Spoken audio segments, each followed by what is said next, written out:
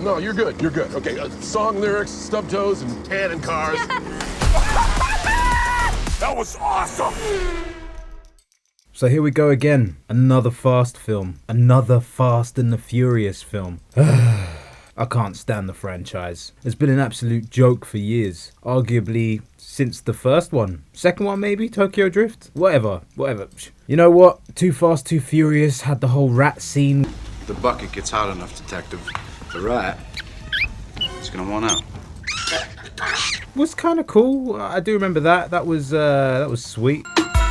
Too fast, too furious. I'm too fast for y'all, man. But Tokyo Drift was boring. Although, it should be noted that it's technically the sixth film in the franchise because they were being, so smart with the storytelling.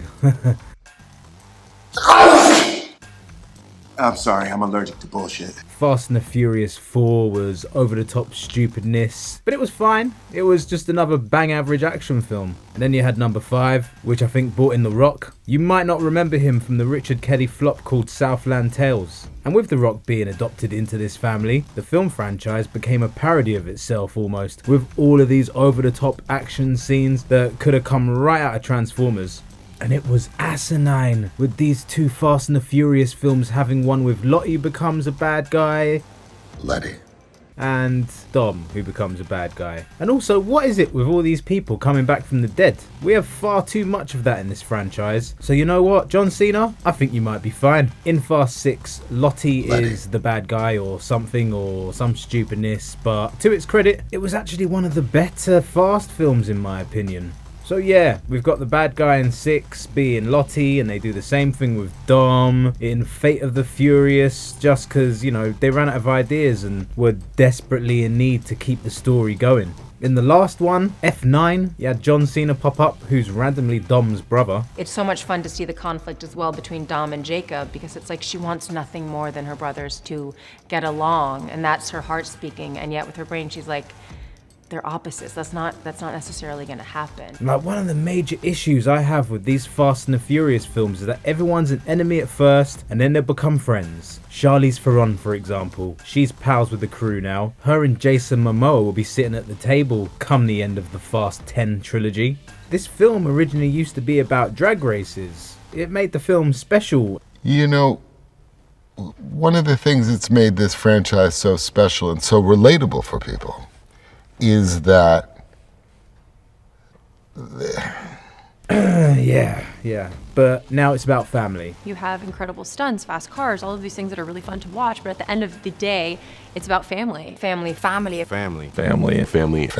And over elaborate missions with the drag races that will appear fleetingly, although maybe not a bad thing, as it isn't a big talking point anymore. I guess the Fast franchise had to evolve if it wanted to stay relevant and relatable. Even more of an emphasis has been put on this family aspect since Paul Walker's death. Untimely death, should I say, in a horrendous car crash. So one thing you gotta do when you watch a Fast and Furious film, seriously guys, I'll advise you in advance, take your brain and place it next to you, because logic goes right out the window. Now, with the new Fast and Furious film, we kick off from number 5 or number 4, I mean, it really doesn't matter, where they rob a safe and kill one of the bad guys. Now, this bad guy happens to be the father of Jason Momoa. You remember my father? Hernan Reyes. My father was a horrible man. Very bad daddy. But I kind of liked him, and you took him from me when you stole our money and left us with nothing but suffering. But, Fast 10's narrative. You throw in Los Bandoleros and Hobbs, there's 12. Its story, its dialogue. Left us with nothing but suffering. Its plot. It's just bad. Hey, Letty, papaculo! For those who haven't noticed, I'll be honest here, guys. I don't like the Fast films. Fist yourself. If you look at the scores I give these films on Letterboxd, they're generally 2s, sometimes 2.5. You've only got 1 3, that's Fast and Furious 6. Actually 2 films if you include Fast 10. And I've got a 3.5, which I gave for Furious 7. Definitely my favourite out of the films. There was like this outrageous scene where you've got Paul Walker and he has to run off a truck whilst jumping up a cliff or something. Or my days, that scene was terrible. Cheese galore. But that scene in Abu Dhabi, that's the best scene they've created so far in the franchise. Although I gotta admit, the last set piece from this Fast 10 film, epic. By the way, everything is given away in a trailer. Right, back to this hokey plot. Let's just catch up with the family now. And the family have a new member. What's so special about this particular barbecue scene? There's a lot that I can say, but Rita Moreno kind of rings very special in my brain about how the matriarch of the entire family is making her debut. It's my hero, Sister Pete, from the HBO hit show Oz. I am now a Toretto. You are now a Toretto. Like, this woman makes an appearance and I am loving this film already. Well, I love you too. But if you really love me, you will go get me a whiskey. Neat. Why are you laughing? You got me, Vinny. You got me. I'm just hoping, and I'm going to say it out loud because if it gets to Vin, maybe he'll listen to me. Maybe I'll get to drive a car in some kind of aspect of the movie. Maybe it's not that she's driving, but she gets caught in some kind of car battle and she happens to be in one of the cars, screaming and carrying on, or screaming instructions at whoever's driving, which might be even more fun. Then we get to this sentimental scene. There's a few sentimental scenes. But we get to the sentimental scene with Dom and Letty. Letty. And he goes on to talk about how he doesn't want to lose something in his life. And I'm like, oh my god, rolling my eyes with this cheesy dialogue. Then he goes on to say, losing my son. And of course I'm like, you know what, yeah, fair play, fair play. I mean, they've already tried to kidnap him once or something when he was a baby. And that's what this film is, pretty much Dom trying to save his son. I'm coming for you, son. There's a great bit where Letty and Dom find out that they need to go to Rome to save the rest of the team. And they're like to the son, okay, you know, just go upstairs and go sleep. Don't worry, we got this covered. So yeah, he just goes back to his room and starts playing Fortnite or something for the next X amount of weeks. So there's this mission in Rome that Tyrese is supposed to be heading up. Tyrese is called Roman. Nobody cares. Nobody cares about their names. Nobody cares. But anyway, he's a team leader and we get pure hilarity. But when I say pure hilarity, I mean cringe comedy with stupid banter from Ludacris and Tyrese that continues until they butt heads and have a slapping contest and then they kiss and make up. But anyway, back to Rome and they are infiltrating some truck and they're like, wow, oh wicked, oh this was such an easy mission, wow. But it isn't, because it's a trap. And then the truck gets controlled by Jason Momoa and this guy is just hamming it up proper cheese fest with some hilarious little bits of dialogue. All right, dorks, what are we gonna bomb? What?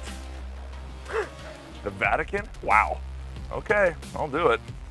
You guys are going to hell. Somehow this bull bomb comes out the truck and starts rolling down the hill in Rome. And Dom now, this man has to step up and save the day. And the film goes into hyperdrive.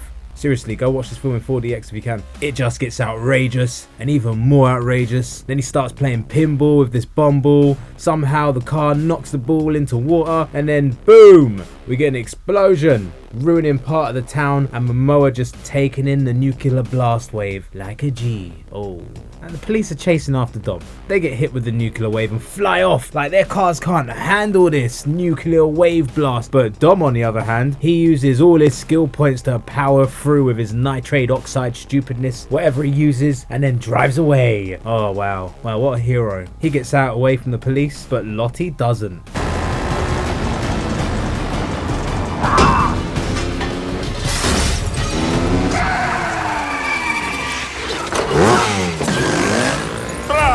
Getting tricky, guys. Letty unfortunately can't keep up with Jason.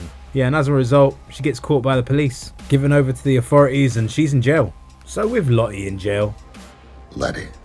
Vin Diesel's like, nah man, like, I need to solve this shit and stuff. And then he gets help from Brie Larson, that woman who's the sister of whatever her name is in Trainwrecked. Vin Diesel then says to Captain America, like, blah, blah, blah, I need your help, blah, blah, blah, to get out of jail. Dom, I'm so sorry, but what you're asking me to do is impossible.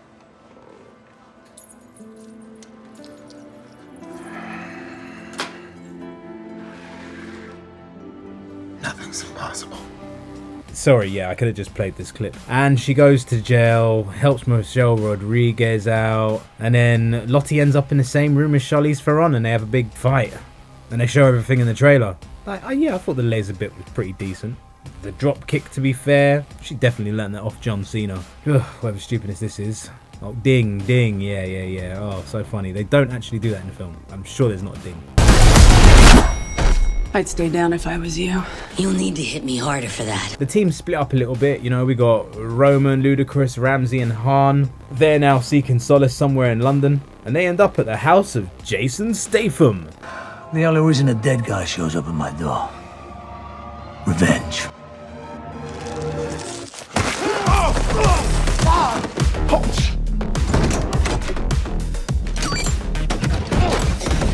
Yeah, so they have some kind of dispute because of Tokyo Drift or something. Then they have a big fight against the authorities. Yeah, and then they team up on the same side. Oh, God, yeah. And then Jason finds out that his mum, Helen Mirren, is on Jason Momoa's hit list, so he goes and does his thing. You've just shot to #1 on the world's most wanted list. So that's setting up for the sequel or the next film or Hobbs and Shaw. Who cares? At the end of the day, we'll find out what happens.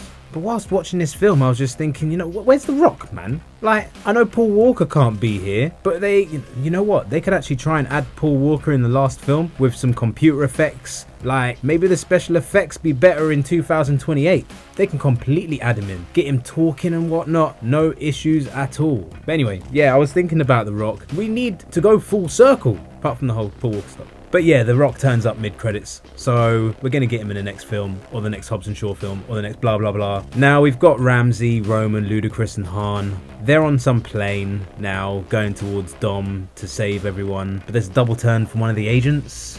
Yeah, so he shoots down the plane, and they get warned beforehand, so I'm sure they'll jump in cars and drive into water and scuba dive. Like, you know, it's turned into like James Bond meets Triple X. So we're back to Dom's son being chased down. John Cena pops up and helps out Jordana Brewster, his sister, on-screen sister. You remember her from The Faculty, right? Excuse me, you don't? You've never seen The Faculty? Come on now. So John Cena decides that he wants to sacrifice himself because his car runs out of fuel. Jacob's goal is to protect B at all costs. And he makes a promise to Mia that he will protect little B with his life. And he does this Jesus pose in his car when he flips upside down. And it's just silly, pointless, unnecessary, just downright frustrating because it's a fake death like Glenn in The Walking Dead, apart from when he got his head smushed in. I mean, that. So the son gets grabbed by Momoa. Dom doesn't understand how tricky and sly and just like how I've duped him into my web. So like there's certain points where we're supposed to have a fight. I'm like, nah, dude, we're not fighting. You're gonna beat the shit out of me.